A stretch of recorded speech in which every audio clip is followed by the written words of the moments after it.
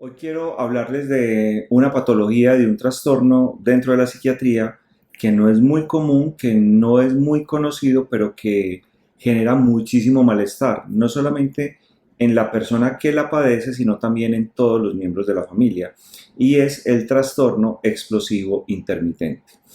El trastorno explosivo intermitente es una patología que hace parte de lo que en psiquiatría llamamos trastornos del control de los impulsos. Y en esa categoría encontramos, por ejemplo, la cleptomanía, que son las personas que roban sin necesidad, que simplemente no pueden controlar el impulso de tomar cosas que no les pertenecen, o de las personas que sufren de piromanía, que son aquellas que sienten la necesidad de estar encendiendo fuego, de hacer incendios, y que no lo pueden controlar, por eso hacen parte de estos trastornos del control de los impulsos. Pues el trastorno explosivo intermitente también está dentro de esta categoría y es una patología que, como les digo, si bien no es muy común, produce mucho malestar y mucho sufrimiento. La historia típica en la consulta es la siguiente: es el paciente que aparece en la consulta, bien sea hombre o mujer, porque la patología puede aparecer en ambos sexos, es relativamente más frecuente en los hombres, pero es igual de intensa tanto en hombres como en mujeres. Y es el paciente que, cuando le pregunto que por qué está en la consulta, me dice: doctor, yo no sé, mi familia dice que yo soy muy mal geniado y que ya no me aguantan más, o que me trato o que vea a ver qué voy a hacer. Y cuando le pregunto al paciente que a qué se refiere la familia con que es muy mal geniado, me dice que es simplemente que las personas hacen cosas que lo desesperan, que lo irritan y que él pues no se puede contener y que se enoja y que grita, pero que pues sus familiares que lo acompañan en la consulta dicen que las reacciones que el paciente tiene son absolutamente desproporcionadas para la magnitud del evento que lo desencadena. Por ejemplo, si están en la mesa del comedor tomando el desayuno y por accidente alguien tumba el vaso con el contenido que hay adentro, la leche, el jugo, lo que sea, pues este paciente inmediatamente tiene una reacción de ira intensa, desproporcionada, donde grita, insulta y ofende a la persona que cometió el acto, pero que todas las demás personas se quedan absolutamente extrañadas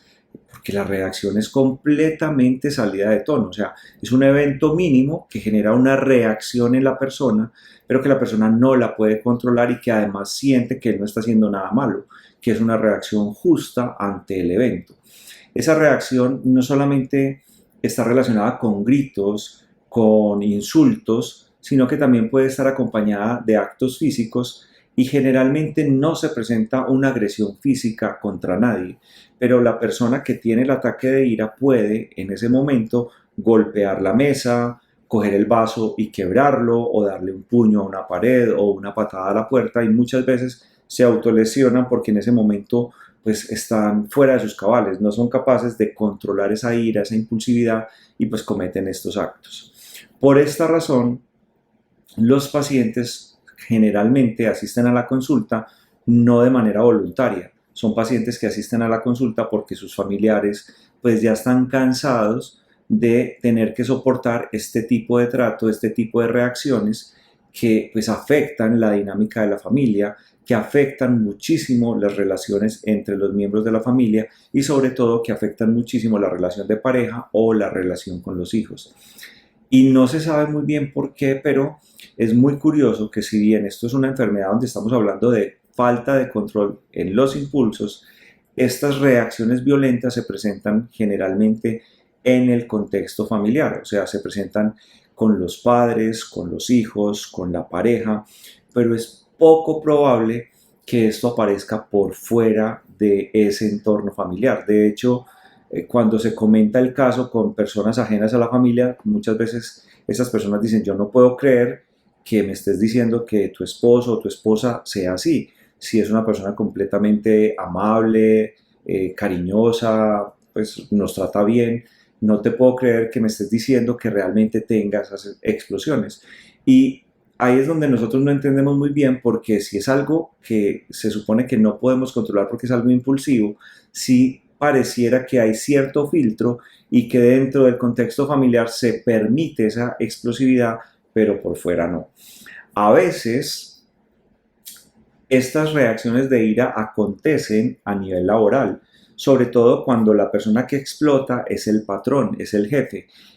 Obviamente eso tiene pues hoy en día una cantidad de repercusiones negativas por todas las leyes que hay para proteger al trabajador, etcétera, pero a veces se pasa ese filtro y no solamente se presenta con la familia, sino que también en el trabajo se pueden presentar este tipo de reacciones que obviamente no van a ser bien recibidas por los empleados.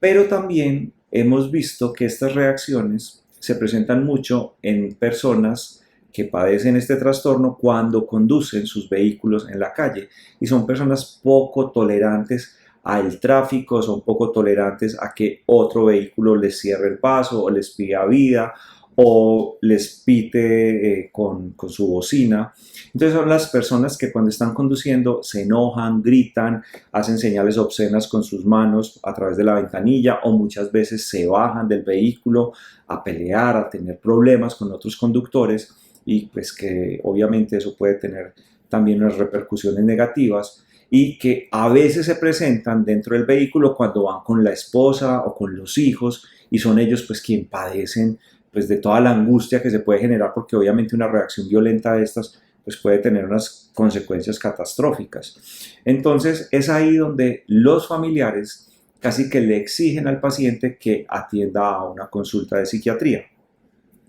Cuando el paciente llega a la consulta, generalmente no reconoce el problema. El paciente dice, doctor, yo no entiendo cuál es el escándalo de esta gente, yo simplemente me enojo porque me hacen enojar. O sea, ellos justifican su reacción en las cosas que las demás personas hacen, pero pues el contexto es este, que la reacción es absolutamente desproporcionada a lo que está sucediendo y que aunque en el libro de psiquiatría dice que el paciente después de esa explosión, que normalmente es ascendente, tiene un pico máximo y después desciende, en el libro de psiquiatría dicen que el paciente después del acto puede tener algo de insight, de conciencia e incluso puede disculparse. No es lo que nosotros frecuentemente vemos en la consulta. Normalmente en la consulta el paciente grita, ofende, insulta y a los 5 minutos está como si no hubiera pasado nada, hablando con sus hijos común y corriente, diciéndole a la esposa, mi amor, pásame tal cosa, como si no hubiera pasado absolutamente nada. Y eso obviamente pues va generando un desgaste en las relaciones entre la pareja o entre la familia como tal con los hijos. Y esa es la razón por la cual pues muchos de estos pacientes son obligados a venir a la consulta. El trastorno en el control de los impulsos se ha tipificado en los textos de psiquiatría desde hace muchísimo tiempo, a veces le han cambiado el nombre, pero siempre ha estado dentro de ese cajón grande en el control de los impulsos.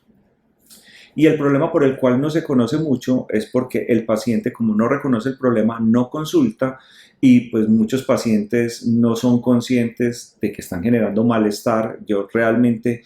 podría contar en los dedos de mi mano los pacientes que han venido con este trastorno voluntariamente a decir necesito ayuda. Casi siempre son pacientes que fueron obligados por sus familiares, pero que pues la buena noticia es que es un trastorno que tiene un tratamiento y el tratamiento es muy efectivo. Dentro del contexto meramente psiquiátrico, la farmacología se ha empleado para mejorar estas reacciones de ira y pues en los textos nos recomiendan a nosotros los psiquiatras abordar a estos pacientes con el uso de medicamentos antidepresivos, reguladores de la recaptación de serotonina o con anticonvulsivos. Los anticonvulsivos en psiquiatría son medicamentos que tienen muchas utilidades en pacientes impulsivos, en la enfermedad bipolar, y hay uno específicamente que es la carbamazepina, que tal vez es el que mejor resultado ha dado en este tipo de trastorno.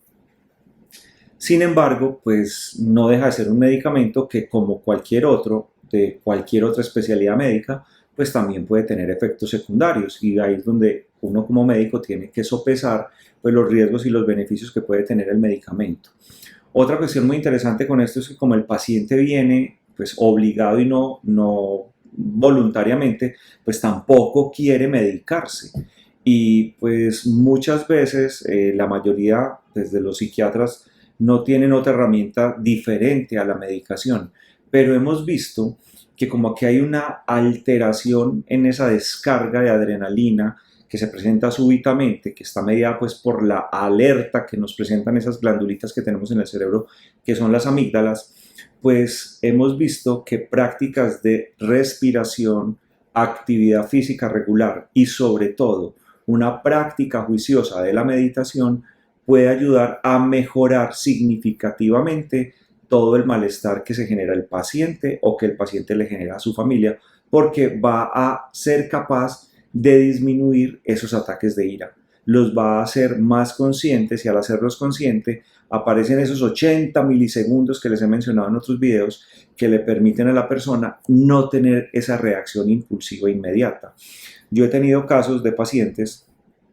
que de una me dicen, doctor, yo no tengo tiempo para meditar, ni a mí me gustan esas bobadas, a mí mándeme una pastilla, pues si eso es lo que mi familia quiere, y se medican y la reacción, la respuesta al medicamento es muy rápida. En 15 días el paciente ya ha tenido una respuesta adecuada y el uso del medicamento no amerita dosis muy altas específicamente para este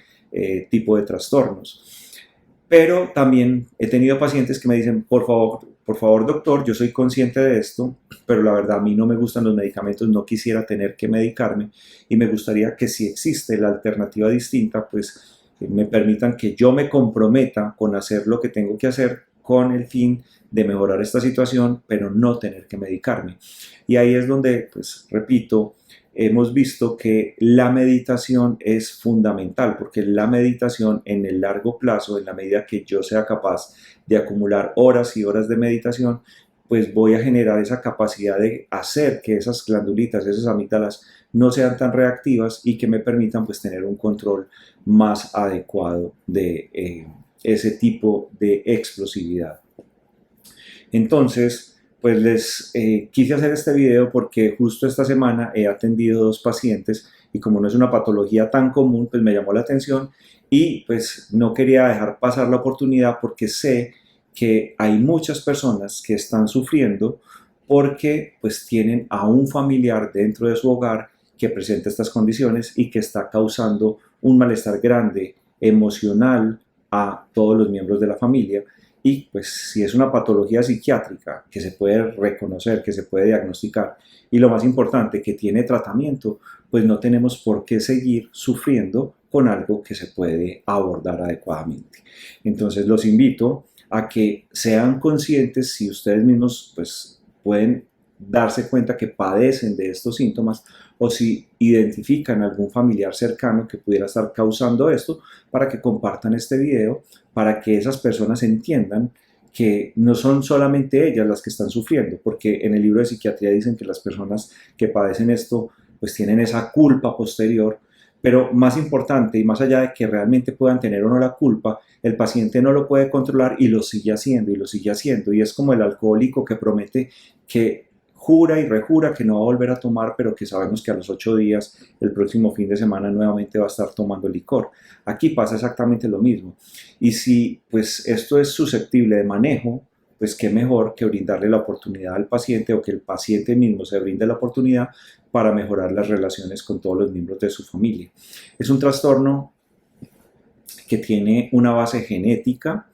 pero que también tiene un componente de aprendizaje social. Y es muy frecuente cuando tenemos al paciente que le preguntemos que quién de sus padres o quién de su familia era así. Y me dice, no doctor, es que mi papá era igual, pues si yo asumí que esto era pues la forma correcta de relacionarme y de actuar, pero ahora que usted me lo pregunta, pues pienso y mi abuelo también era igual. O sea que es una patología que tiene un componente pues biológico y además de entorno muy fuerte y que pues el paciente que lo padece realmente no lo puede evitar. Así que pues los invito a que compartan este video porque sé que muchas personas pueden encontrar en estas palabras la solución a un problema que puede tener unas dimensiones ya grandísimas y que simplemente con unas intervenciones mínimas, con una consulta a un profesional de la salud o con unas prácticas juiciosas que nos van a beneficiar a todos para nuestra salud física y emocional, como la meditación y el ejercicio,